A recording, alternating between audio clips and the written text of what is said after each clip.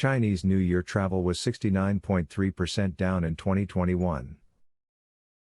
Decline was arrested by last-minute flight bookings, and outlook is encouraging domestic travel to China's two most important cities, Beijing and Shanghai, suffered badly, owing to many COVID-19 outbreaks and associated travel restrictions. The Chinese domestic aviation market has been incredibly volatile, and that volatility has been driven in one direction by a powerful pent-up demand to travel and in the other by resurgences of COVID-19 and the imposition of travel restrictions.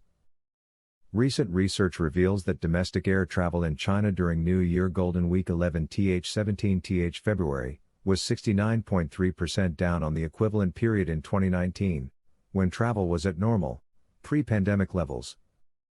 Domestic travel during the fortnight before, which is traditionally a busy period for Chinese people returning home to spend the holiday with their families, was 62.3% down.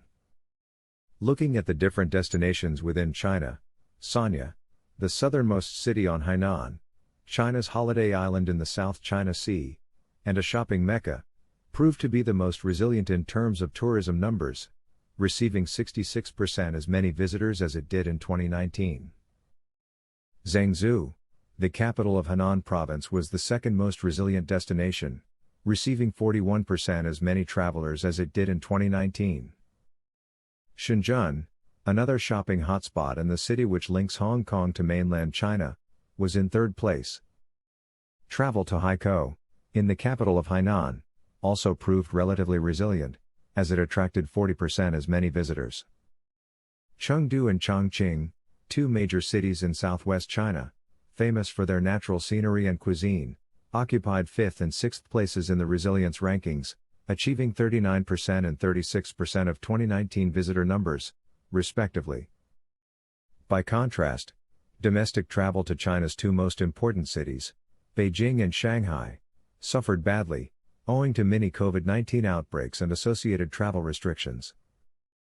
Northern destinations, well known for winter sports, also fared badly, owing to a resurgence of COVID-19 this winter.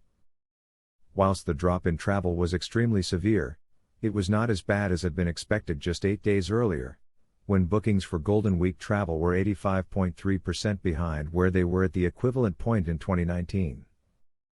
A sudden surge in last-minute bookings was prompted by announcements from several local authorities that travel restrictions were being eased. Travel to Sanya is a good example. It was greatly helped by the announcement on 1st February that travelers from low-risk areas did not need to take a PCR test before visiting the island, at which point, issued tickets surged and even overtook 2019's level from 4th February. From a travel perspective, this Chinese New Year has been dreadful. Excluding Sanya, no major destination in China managed to get close to half the number of domestic visitors it received in 2019, and only 4 major destinations managed to reach 2/5. However, the situation could have been much worse had it not been for a surge in last-minute bookings, owing to a loosening of travel restrictions. The Chinese domestic aviation market has been incredibly volatile, and that volatility has been driven in one direction by a powerful pent-up demand to travel and in the other by resurgences of COVID-19 and the imposition of travel restrictions.